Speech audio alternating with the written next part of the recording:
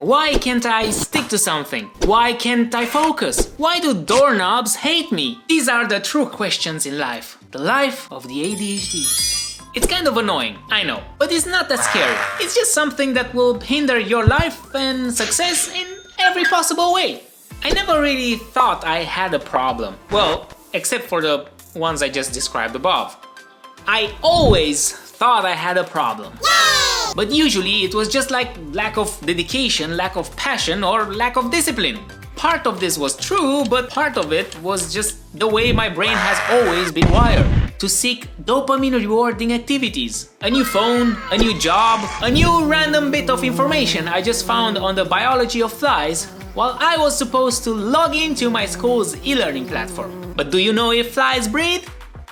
Well, I do. And of course, every week I found a new career path and started working on my $1 million idea. I was on my way to becoming a developer, psychologist, detective, animator, comedian, and oh, so much more. So after many attempts, $1 million ideas, and depressive episodes, I finally turned 30. And my desperation has hit a new all-time high. But then I discovered the ADHD. Has it changed my life? Yes. Has it made me a millionaire like all the apparent ultra-successful entrepreneurs with ADHD?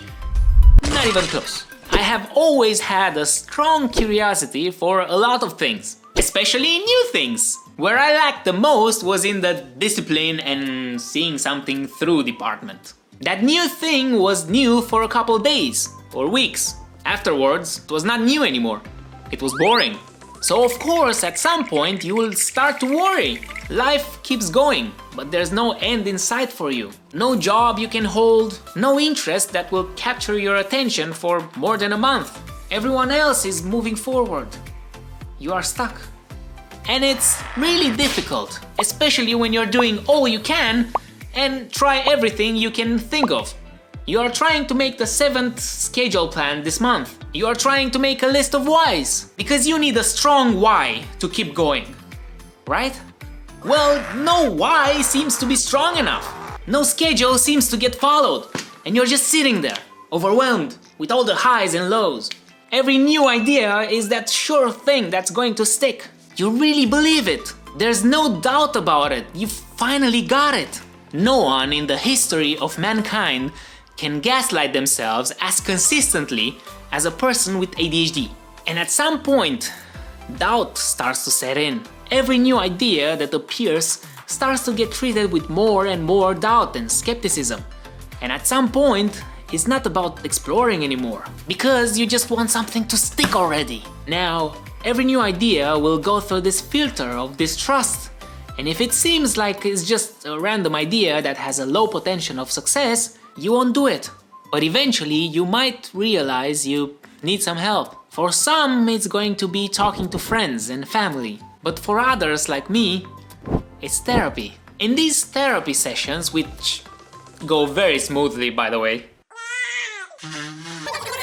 I discovered the mysterious world of ADHD. And so, like someone with ADHD, you go down a rabbit hole of research. Random emotional outbursts, ADHD. Hitting yourself on things, ADHD. Switching interests before the moon has set, ADHD. Forgetfulness, lack of focus, fidgeting, depression, interrupting, impulsiveness, impatience.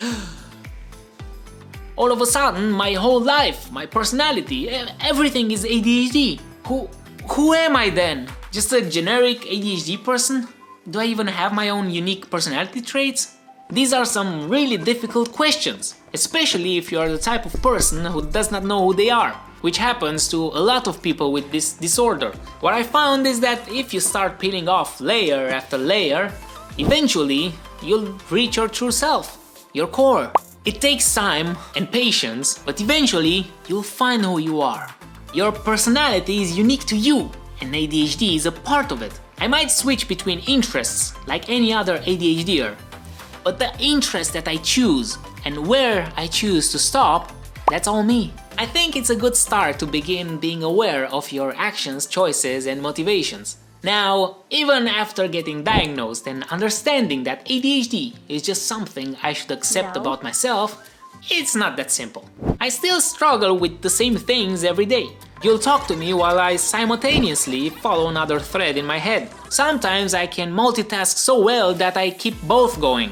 Other times, I have no idea what you just said, and by the time you address me staring into the abyss, I forgot everything about the other thread as well. And let's not even start talking about forgetting what I was about to say if my attention gets diverted for even 0. So yeah, that's why I'm making pizza tonight.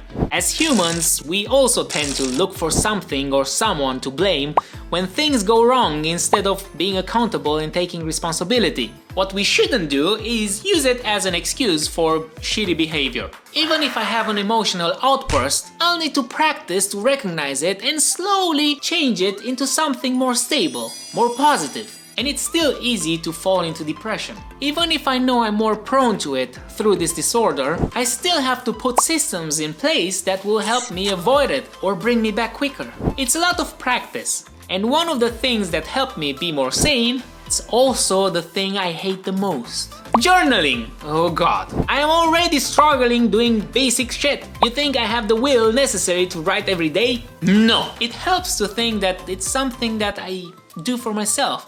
And it's not something that I need to do religiously. Some days I skip it, even multiple days on end, but I eventually come back to it. 5 minutes of writing, not that bad. Especially when you put a reminder that says it's only 5 minutes. The one I use is from a productivity app called Notion. There's a template in there for journaling, but basically it's just 3 things. What are your intentions for today, what happened today, and what are you grateful for? So you can recreate it anywhere.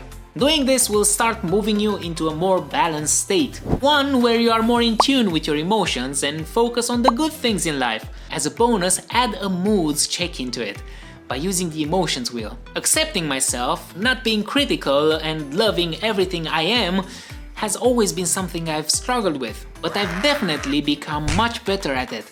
And I hope you embark on this cool journey as well. There will always be setbacks, even if you know what to do or why you react or do the things you do. But it's okay, there's nothing wrong with that. With some practice and patience, you'll get better.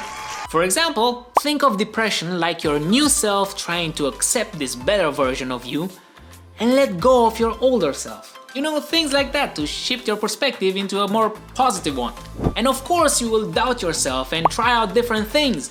But that's our superpower. Trying different things. Eventually you will get to a point where you find what you are looking for.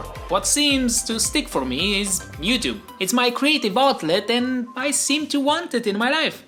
At least for now. Even though I started creating videos 8 years ago and every now and then I was done with the direction I was going, even though I switched universities 5 times, even though I switched jobs and job roles over 5 times, it got me and you to a place where we have a lot of different skills. Sure, we are not experts in anything, but we can hold a conversation with most people about most topics. And we can also empathize much better as we understand what it takes to learn that skill. We can recognize the difficulty, time and patience required. ADHD gave us the interest to get a lot of knowledge from trying everything out and learn about random things. Now I have much more trust in my abilities, I am more stable and I have a better view of my goals, which I accept that they can change at any time. Comment, like and subscribe because flies do breathe. See you next time. Bye!